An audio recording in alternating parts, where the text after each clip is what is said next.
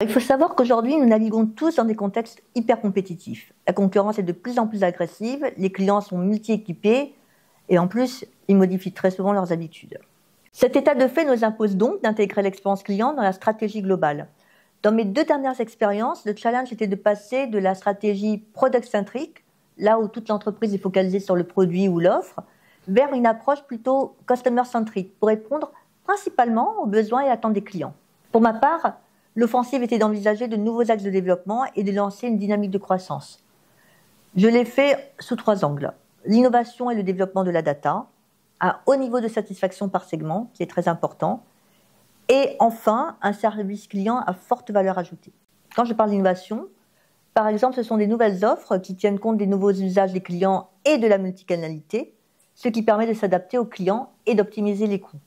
Quant à la data, elle permet de mieux connaître nos clients, leurs attentes, les irritants, les moments de vérité surtout, et ces données sont très précieuses pour définir la stratégie. Concernant le service client à forte valeur ajoutée, il s'agit d'avoir un haut niveau de satisfaction par segment, quel que soit le point de contact. Ces dernières années, j'ai mené des projets de transformation dont l'expérience client était au cœur de la stratégie, parce que l'objectif était bien de fidéliser les clients et donc de générer du chiffre supplémentaire.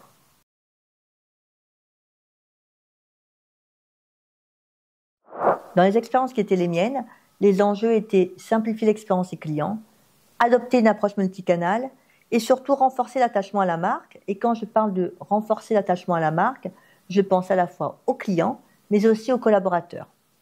Simplifier l'expérience client, c'est quoi? C'est répondre aux attentes et apporter une expérience unique. Renforcer l'attachement à la marque, alors côté client, comme je l'ai dit tout à l'heure, c'est décliner une politique client par segment, c'est apporter une promesse client différenciée. C'est aussi améliorer la prise en charge des clients avec une gestion de bout en bout, ce qui améliore ainsi la qualité perçue. Les clients aujourd'hui, lorsqu'ils nous appellent, ils ne veulent pas passer d'un service à un autre, ils veulent qu'on réponde tout de suite et maintenant à leurs questions.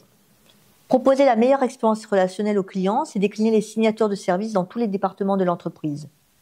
Et les signatures de service, c'est tout simplement la déclinaison très opérationnelle de la politique client qui elle-même représente les engagements que la marque prend vis-à-vis des clients. Renforcer l'attachement à la marque côté collaborateur, c'est professionnaliser les équipes, accroître leur employabilité, par exemple au travers de certifications de compétences. Mais c'est aussi valoriser les équipes par l'univers de la relation client. Nous avons beaucoup de prix, de distinctions qui permettent en fait de mettre en valeur les efforts des collaborateurs. Enfin, c'est aussi créer un programme ambassadeur en lien avec la RSE pour l'ensemble des collaborateurs. C'est d'actualité et ils se sentent considérés. On a parlé de simplifier l'expérience client, on a parlé de renforcer l'attachement à la marque, côté client, côté collaborateur, mais il y a aussi le fait de mettre en place une approche en mode multicanal.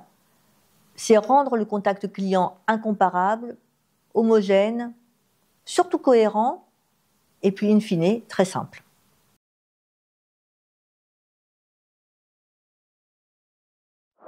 Il faut savoir que l'expérience client, c'est un fil conducteur qui accompagne le client tout au long de son parcours. Lorsqu'elle est positive, l'expérience permet de générer de la satisfaction client, de l'engagement client, et donc fatalement, et fort heureusement, de le fidéliser. C'est pourquoi on considère aujourd'hui que délivrer une expérience mémorable, c'est un vrai levier de croissance et de rentabilité. Par exemple, dans mes expériences, j'ai souvent piloté en parallèle les chantiers maîtrise des coûts et génération de revenus. L'optimisation des coûts passe par la digitalisation, c'est-à-dire développer l'autonomie du client via l'espace client, par exemple, ce qui permet de réduire l'effort des collaborateurs et de gagner en efficacité. C'est aussi optimiser le SVI ou bien capitaliser sur les canaux digitaux pour augmenter la satisfaction client, puisque c'est un moyen finalement de nous adapter aux canaux d'interaction de ces derniers. Ça peut être le chat, la visio ou autre. L'optimisation, c'est aussi l'augmentation de la productivité. Savoir planifier, assurer l'adéquation charge effective pour garantir la joignabilité du service. C'est aussi externaliser les actes sans valeur ajoutée au travers d'outsourceurs. Et puis, outiller aussi les collaborateurs d'une bonne base de connaissances pour en faire des conseillers augmentés.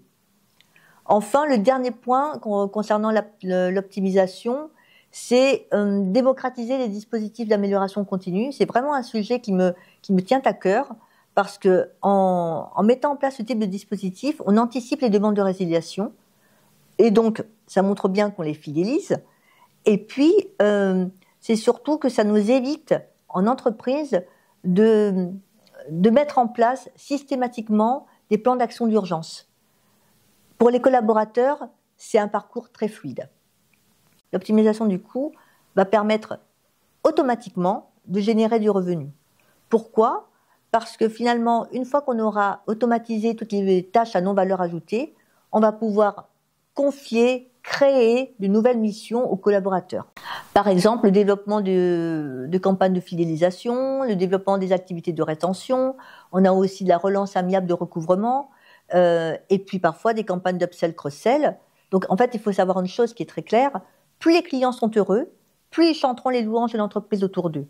Et plus ils seront susceptibles de rester fidèles et de s'engager dans une longue relation à nos côtés. Pour l'entreprise, de façon automatique, cela se traduit par l'augmentation de la valeur vie client.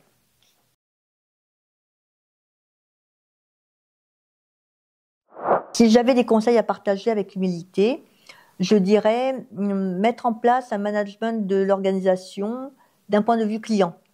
Il ne s'agit pas de demander au client son avis pour manager l'entreprise, mais plus simplement d'évaluer toutes les décisions prises en tenant compte l'intérêt du client et de la valeur ajoutée que cela lui apportera.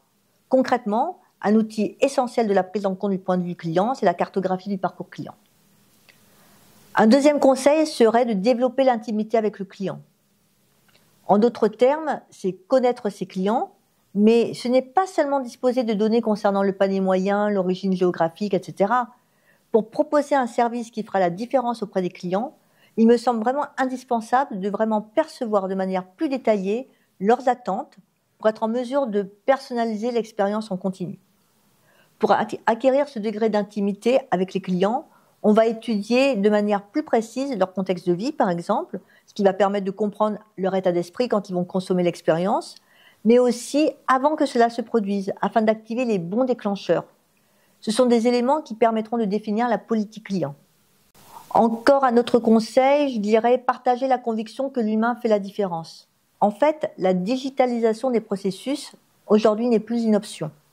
Elle est même nécessaire à la fois pour générer des gains de productivité, mais aussi tout simplement pour être en phase avec les attentes des clients, qui, eux, souhaitent pouvoir réaliser des opérations basiques sans assistance. Ils veulent être autonomes aujourd'hui. Toutefois, pour offrir une expérience mémorable, le facteur humain reste l'élément clé. On ne se souvient pas forcément d'une expérience qui se déroule de manière attendue, sans trop de complications. Pour s'imprimer de manière positive dans le vécu d'un consommateur, il faut susciter une chose, l'émotion. Et l'intervention humaine est la plupart du temps nécessaire pour qu'elle entre en jeu. J'ai piloté un projet récemment qui est celui de l'équilibre des attentions. Et ça, c'est un vrai conseil que je donne, développer l'équilibre des attentions. Les collaborateurs et les partenaires qui interviennent dans la chaîne de valeur du service sont vraiment déterminants pour produire une expérience différenciante. Selon le principe de l'équilibre des attentions, la délivrance d'une expérience client exceptionnelle sera facilitée par une démarche d'attention spécifique à leur égard. C'est-à-dire, je considère mon collaborateur qui lui-même va considérer mon client. Il s'agit d'instaurer une culture client en diffusant l'idée que le concept du rendre service, en interne comme en externe, est un attendu au sein de l'entreprise. On n'a pas le choix. Dernièrement, j'ai mis en place un parcours collaborateur que je pilote de la même façon que le parcours client, et c'est un vrai succès. Un autre partage serait celui de développer une approche transversale. L'enchantement client n'est pas atteignable si on reste dans son coin. Pour mettre en œuvre de manière efficace la chaîne de valeur, l'organisation doit vraiment impérativement mettre en place un fonctionnement transversal qui intègre toutes les fonctions et donc qui influe directement et indirectement sur le parcours client. Comme dernier conseil, je dirais créer de la valeur pour les parties prenantes. Rechercher l'excellence de service peut tout à fait s'inscrire dans une démarche de responsabilité sociétale. Excellence ne signifie pas surqualité, mais au contraire, la prise en compte de l'ensemble des parties prenantes avec lesquelles on interagit et pour lesquelles il conviendra de créer de la valeur. Et pour s'assurer d'un haut niveau de qualité, un facteur clé de succès est l'implication systématique des collaborateurs. Je vous assure, c'est vraiment la clé de la réussite. La co-construction est vraiment fondamentale.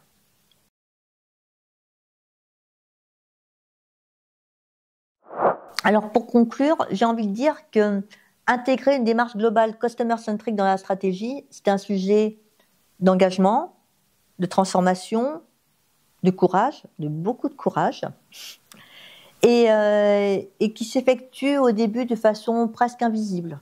On ne voit pas ce qui se passe au début. Mais il faut savoir l'accepter. Il faut savoir accepter que ça ne se voit pas, parce que les stratégies d'entreprise centrées client, ce sont beaucoup de projets, ce sont des projets data, de la data que l'on n'a pas forcément, donc il faut créer, des sujets d'organisation et de process, de désilotement, on a parlé de décloisonnement de services, mais c'est hyper important, c'est un prérequis. C'est un sujet de formation et de nouvelles approches technologiques, à la digitalisation. Et donc, ça veut dire quoi tout ça? Ça veut dire que c'est une mise en œuvre qui mobilise énormément d'énergie de la part des équipes avant que l'expérience puisse être améliorée, modifiée et ressentie.